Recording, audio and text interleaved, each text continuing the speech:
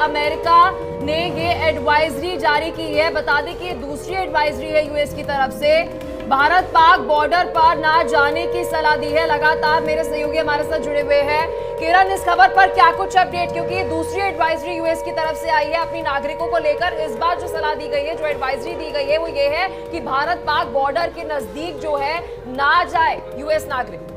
बिल्कुल पलक, यहाँ पर देखिए, जब भी दो देशों के बीच में युद्ध होता है या यहाँ जहां पर भी युद्ध वाली स्थिति जो है वो देखी जाती है, ऐसे में सभी देश जो है अपने नागरिकों को सुरक्षित रखने के लिए इस तरह की एडवाइजरी जो है वो जारी करते हैं। और जैसा कि आपने बताया, पूरी जानकारी दी कि ये दूसरी बार एडवाइजरी जो है वो जारी की गई है। इससे पहले जैसे ही एयर स्ट्राइक हुआ था तो अन्य देश, चाहे हम बात स्वीडन की कर ले या अन्य देशों की कर ले, हर किसी ने ये कहा था कि कोई भी उड़ान जो है वो पाकिस्तान के एयरबेस को इस्तेमाल नहीं करेगी। और इसी के साथ ये भी कहा गया था कि अगर जरूरत ना हो, बहुत जरूरत ना हो, तो पाकिस्तान के अंदर में एंटर नहीं करना है। और इस बीच में देखिए, अमेरिका की तरफ से भी ये एडवाइजरी पाकिस्तान के यहाँ पर जाने से और साथ ही साथ भारत के यहाँ पर भी, यानी कि बॉर्डर एरियाज में जाने को लेकर के एडवाइजरी जो है जारी की गई है। दरअसल किरण, पूरी दुनिया पाकिस्तान के नेचर को समझती है। ये दूसरी एडवाइजरी है। 22 तारीख के बाद सभी बड़े मुल्कों ने, तकरीबन सभी बड़े मुल्कों ने पाकिस्तान को लेकर ये एडवाइजरी जारी की है।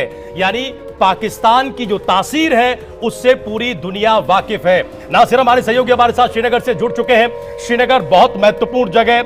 अभी थोड़ी देर पहले खबर आई थी कि उमर अब्दुल्ला जो मुख्यमंत्री हैं जम्मू कश्मीर के, वो श्रीनगर से जम्मू के लिए रवाना हुए हैं। संभवतः वो जम्मू पहुंच गए होंगे। जम्मू में कल रात जो कुछ भी हुआ उसका वो जायजा ले रहे हैं। श्रीनगर में फिलहाल क्या स्थिति है, आज की सुबह कैसे हुई है, हम जरा नासिर से जानते हैं। नासिर के पास आएंगे। इससे पहले बड़ी खबर आ रही है, पाक फायरिंग के बाद का वीडियो सामने आया है। बहुत बड़ी खबर, उरी में पाकिस्तानी फायरिंग में एक महिला की मौत की जानकारी हमें मिल रही है।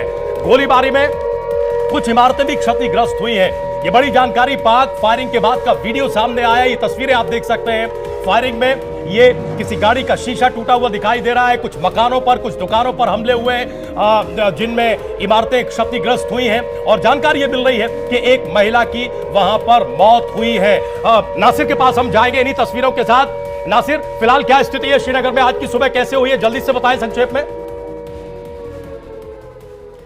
लेकिन इससे पहले आप दर्शकों को तस्वीरें दिखा देते। देखिए, अभी दो स्थिति है। एक तरफ हम देख रहे हैं कि एयर स्ट्राइक करने की कोशिश की जा रही है, लेकिन भाई ग्राउंड ऑपरेशंस जो है उसकी भी अपडेट आप तक पहुंचा रहे हैं। देखिए, पाकिस्तान जो है वे पिछले कुछ दिनों से सीज फायर का उल्लंघन कर रहा है। ये वो तस्वीर है पाकिस्तान की उस कायराना हरकत की। आप देखिए, जैसा कि मैं शुरू में कह रहा था कि पिछले 50 साल में एक ही रणनीति पाकिस्तान ने अपनाई है, और वो रणनीति ये है कि सिविलियंस को, बेगुनाहों को निशाना बनाना, अपने डर का इस्तेमाल करके उस कायराना हरकत को अंजाम देना जिसका निशाना ये बेगुनाह बने। ये तस्वीरें देखिए, मकान एक तरीके से तहस नहस करने की कोशिश हुई है। रात भर गोलाबारी जारी रही है। हिंदुस्तान की फौज ने मुंह तोड़ और माकूल जवाब उसका दिया है। लेकिन ये सबूत है पाकिस्तान की उस कायराना हरकत के, उन सिविलियंस को निशाना बनाने के जिनको चोट पहुंचाने की कोशिश पिछले 50-60 साल में दरअसल अपने मुल्क बनने से लेकर अब तक हिंदुस्तान करता रहा है। और 90 के बाद के दशक तो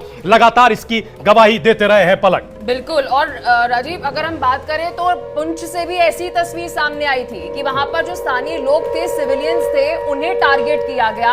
और ये देखिए तस्वीर आपको अब उरी से दिखा रहे हैं, जहां पर आप देखेंगे कि वहां पर जो मकान, क्योंकि देखिए गांव की अगर हम बात करें तो वहां पर रिहायशी इलाका तो नहीं है, लेकिन गांव में कुछ लोग जो है वहां पर घर जो रहते हैं उन्हें अब टारगेट किया जा रहा है। तो आप समझ पाएंगे कि जानबूझकर सीज फायर का उल्लंघन तो कर रहे हैं, लेकिन टारगेट जो है वो वहां पर सिविलियंस को बना रहे हैं। देखिए रमन, ये तस्वीरें जो है चिंताजनक तस्वीरें हैं, क्योंकि सिविलियंस को आप वॉर में टारगेट कर रहे हैं। और फिर पाकिस्तान की तरफ से पहला जो बयान सामने आया जब हमने आतंकियों के ठिकानों को तबाह किया कि this is act of war.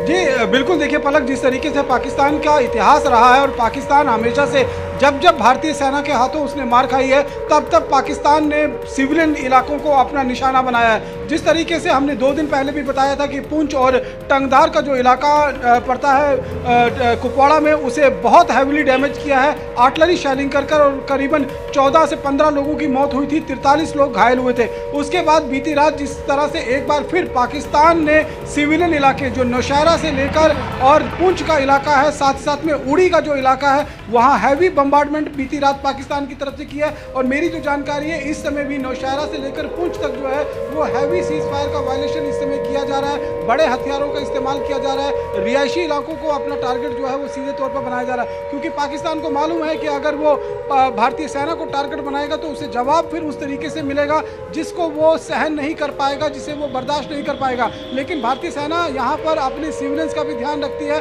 और सिविलियंस को जब जब छेड़ा गया है तब तक पाकिस्तान को नेस्तनाबूद करने की तैयारी। पाकिस्तान बेवकूफ मुल्क, इन्हें ये नहीं पता ये अपनी कब्र खुद खोद रहे हैं। इस तरह की हरकतें करके जो लगातार भारत की तरफ से कार्रवाई हो रही है। अभी भी हम क्लियर कर दें कि हमारी लड़ाई सिर्फ आतंकियों के साथ है और ये सिविलियंस को